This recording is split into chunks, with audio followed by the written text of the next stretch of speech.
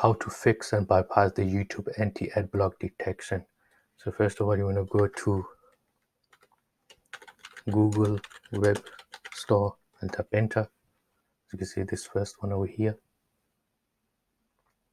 And then the top where it says search the store, type in YouTube Adblocker, tap enter.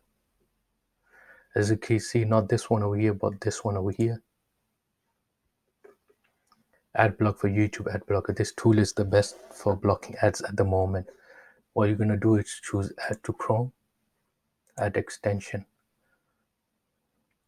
Once the extension has been added, you can see here it's been added to Chrome. You could just choose this off.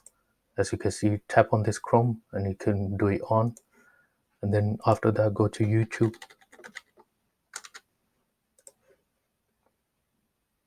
Also go to YouTube and make sure it's on so it blocks the ads.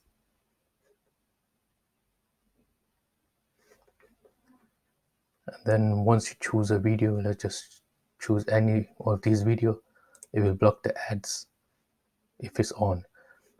So just make sure it's on and it will block the ads. Thank you guys for watching. See you in the next video. Bye.